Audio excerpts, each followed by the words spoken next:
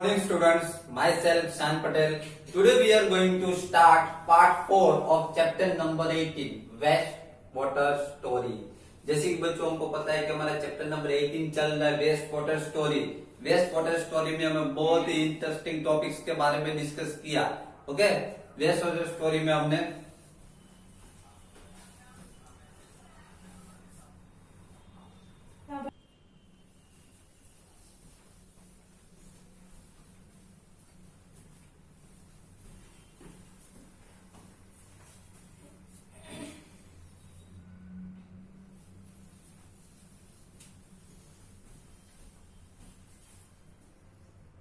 Good morning students, myself Shan Patel. Today we are going to start part 4 of chapter number 18, Waste Water Story. जैसे कि बच्चों chapter number 18 हमारा चलता है waste water story. Waste water story में last lecture में part 3 में हमने बहुत ही इंटरेस्टिंग टॉपिक्स के बारे में समझा था कि वाटर जो है हमारा अगर हम सिटीजन से हम अच्छे सिटीजन से तो वाटर को वेस्ट नहीं होने देना चाहिए। अगर हमको लगता है जैसे कि हमारे सामने वाटर वेस्ट हो रहा हो तो हमें ध्यान रखना चाहिए, तुरंत ही उसका सॉल्यूशन करना चाहिए। ओके, तो हम अच्छे सिटीजन्स कहलाते हैं। क्लियर? ओके, उसके बाद हमने कुछ किचन्स में, हम लोग हाउस में किस तरीके से वाटर की जो हमारी ड्रेनेज सिस्टम जो होती है, ड्रेनेज सिस्टम ब्लॉक ना हो जाए, उसको प्रॉब्लम ना हो, उसके लिए कौन कौन से प्रिकॉशंस रखने चाहिए वो हमने लास्ट लेक्चर में पार्ट 3 में डिस्कस किया। ओके, आज हमारा पार्ट 4 है। पार्ट 4 में भी वैसे ही कुछ इंटरेस्टिंग टॉपिक्स के बारे में डिस्कस करने वाले। आज जो बच्चों हम जो टॉपिक्स के बारे में डिस्कस करने वाले वो टॉपिक्स है सैनिटेशन एंड डिसीज। एक तो सैनिटेशन एंड डिसीज के बारे में समझना है, and second topic is alternative arrangement for sewage disposal. Sewage को डिस्पोजल करने की जो अरेंजमेंट है उसके बारे में आज हम डिस्कस करने वाले। Okay, see here first point is sanitation and disease. Poor sanitation and contaminated drinking water is the cause of a large number of disease। बच्चों देखिए डिसीज जो है, डिसीज जो होते हैं वाटर की वजह से, जो डिसीज जो होते हैं वो किसकी वजह से होते हैं? तो पुअर सैनिटेशन। अगर पुअर सैनिटेशन हो तो उसकी वजह से, एंड कंटेमिनेटेड ड्रिंकिंग वाटर, अगर ड्रिंकिंग वाटर कंटेमिनेटिंग हो जाए, कंटेमिनेटिंग मीन्स अगर ड्रिंकिंग वाटर जो है वो क्या हो जाए, डर्टी हो जाए, समझ में आ रहा है, उसके अंदर इंप्योरिटीज मिक्स हो जाए, तो इसकी वजह से, वाटर की वजह से बहुत सारे डिसीज हो सकते हैं। याद रखेगा, इसीलिए ऐसा बताया गया है कि जो हमारा ड्रिंकिंग वाटर हो, जो सेफ वाटर जो हो, उसको ठीक से स्टोर करके रखना चाहिए, उसके इंप्योरिटीज मिक्स नहीं होनी चाहिए। क्लियर? और ठीक से सैनिटेशन भी रखना चाहिए।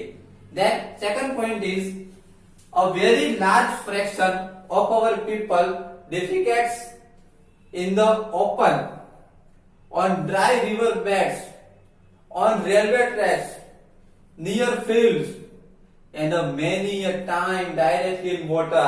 देखिए ये हमारी कंट्री में ये तो बहुत ही प्रॉब्लम वाली ये जो कंडीशन है, बहुत सारे पीपल ऐसे, हमारे यहाँ बहुत सारे पीपल ऐसे जो क्या करते हैं, डायरेक्टली वेस्ट जो हो कोई भी ओपन में, अभी वन ड्राई रिवर बेड्स जो रिवर बेड्स पे, ऑन रेलवे ट्रैक्स, या फिर रेलवे ट्रैक्स पे, या तो नियर फील्ड्स, नजदीक की फील्ड में, and many a time directly in water, और मेनी टाइम्स डायरेक्टली वाटर के अंदर जो अपना वेस्ट जो है वो क्या करते हैं, रिमूव कर देते हैं। समझ में आ रहा है? अगर इस तरीके से क्या करेंगे, अपना वेस्ट जो है डायरेक्टली ओपन प्लेस में इस तरीके से रिमूव करेंगे तो इसकी वजह से क्या हो सकता है, इसकी वजह से एनवायरमेंट पोल्यूट भी हो सकता है और वाटर पोल्यूशन भी हो सकता है। समझ में आ रहा है? तो इस तरीके से नहीं करना चाहिए, हमें ठीक से तरीके से सैनिटेशन होना चाहिए। Then untreated human excreta is a health hazard. बच्चों यहाँ पर ऐसा बताया कि untreated human excreta means human की बॉडी में से जो वेस्ट रिमूव जो होता है, ह्यूमन की बॉडी में से जो वेस्ट रिमूव होता है वो अनट्रीटेड अगर होगा, उसको अगर हम ट्रीट नहीं करेंगे, अनट्रीटेड होगा तो हेल्थ प्रॉब्लम हो सकती है, ज्यादा से ज्यादा हेल्थ प्रॉब्लम हो सकती है। इसलिए ऐसा बताया गया है कि ह्यूमन की बॉडी में से जो वेस्ट रिमूव होता है, जो एक्सेट्रा जो रिमूव जो होता है, उसको क्या करना चाहिए, ट्रीटेड करना चाहिए ठीक से। It may cause water pollution and soil pollution. अगर इस तरीके से होता रहेगा तो उसकी वजह से वाटर पॉल्यूशन भी होता है और सॉइल पॉल्यूशन भी होता है। याद रखिए दोनों पॉल्यूशन इसकी वजह से होता है। And both the surface water and ground water get polluted. अगर वाटर पॉल्यूशन होगा, सॉइल पॉल्यूशन होगा तो इसकी वजह से दोनों के ऊपर इफेक्ट होता है। Both the surface water and ground water get polluted. Surface water भी पॉल्यूटेड होता है और ग्राउंड वाटर भी पॉल्यूटेड होता है, क्योंकि वाटर पॉल्यूशन होगा तो सरफेस वाटर पॉल्यूशन होगा और ग्राउंड पॉल्यूशन होगा तो इसकी वजह से ग्राउंड वाटर जो है उसके ऊपर इफेक्ट होगी, वो भी पॉल्यूट हो जाएगा। समझ में आ रहा है? इसीलिए ऐसा बताया गया है कि ठीक से सैनिटेशन होना चाहिए और कहीं भी हमारा वेस्ट जो है, हमारी जो वेस्ट प्रोडक्ट जो है उसको कहीं पे भी रिमूव नहीं करना चाहिए। That third point is ground water is a source of water for wells, tubewells, springs and many rivers as you learnt in chapter 16। बच्चों चैप्टर 16 में हमने समझ लिया, चैप्टर 16 में हमने इसके बारे में समझा था कि ये वेल्स में, ट्यूबवेल्स में, स्प्रिंग्स में और बहुत सारे ऐसे रिवर्स है, वहां पे वाटर कहां से आता है? तो वहां वाटर ग्राउंड वाटर में से आता है। ग्राउंड वाटर जो है वेल्स में, अगर वेल्स में से हम वाटर निकालते हो तो किसका वाटर होता है? वो ग्राउंड वाटर होता है। ग्राउंड में जो वाटर स्टोर होता है वही वेल से निकलता है, वही ट्यूबवेल्स में से निकलता है, वही स्प्रिंग्स में से निकलता है। समझ में आ रहा है? तो ये सब ग्राउंड वाटर का जो वाटर होता है। Clear? Thus it becomes the most common route for water borne disease. देखिए तो ये जो है, जो ग्राउंड वाटर है, ग्राउंड वाटर अगर पॉल्यूटेड होगा तो ये मोस्ट कॉमन रूट है जो water pollution, water borne disease, water की वजह से जो डिसीज होते हैं वो यहां से उधर। ग्राउंड वाटर अगर पॉल्यूटेड होगा तो वाटर बोर्न डिसीज तो होने ही वाले, क्योंकि ग्राउंड वाटर अगर पॉल्यूटेड होगा तो वेल्स में से जो वाटर लेते हैं, जो यूज करते हैं, ट्यूबवेल्स में से जो लोग वाटर यूज करते हैं, रिवर में से जो वाटर यूज करते हैं, स्प्रिंग में से जो वाटर यूज करते हैं, वो कैसा वाटर ड्रिंकिंग करते होंगे? Dirty water. समझ में आ रहा है? पॉल्यूटेड वाटर वो ड्रिंक करते हैं, जिसकी वजह से क्या होगा? अगर ग्राउंड वाटर पॉल्यूटेड होगा तो बहुत सारे वाटर डिसीज जो है हमें हो सकते हैं। Then they include cholera. कौन कौन से डिसीज हो सकते हैं? डिसीज के नेम भी यहां पर दिए, देख लीजिए। दे इंक्लूड कोलेरा, उसमें कोलेरा आ गया, typhoid, polio, meningitis, hepatitis and dysentery. ये सब डिसीज जो है वो वाटर पॉल्यूशन की वजह से होते हैं। याद रखेगा कौन कौन से डिसीज इसमें इंक्लूड हो रहे हैं? Cholera, typhoid, polio, meningitis, hepatitis and dysentery. ये सब जो है वो वाटर पॉल्यूशन की वजह से हो रहे। तो याद रखेगा जिसमें इस टॉपिक में हमें ये समझने को मिला कि सैनिटेशन एंड डिसीज, अगर ठीक से सैनिटेशन नहीं होगा तो बहुत सारे डिसीज हो सकते हैं। समझ में आया? इसलिए ऐसा बोला गया है सैनिटेशन जो है वो पुअर नहीं होना चाहिए, सैनिटेशन बहुत ही अच्छा होना चाहिए जिसकी वजह से डिसीज ना हो। Clear? Okay, now the next point is alternative arrangement for sewage disposal. Alternative arrangement of sewage disposal. अगर सीवेज जो है ओके उसको डिस्पोजल किस तरीके से किया जा सकता है उसके बारे में डिस्कस करेंगे। First point is to improve sanitation.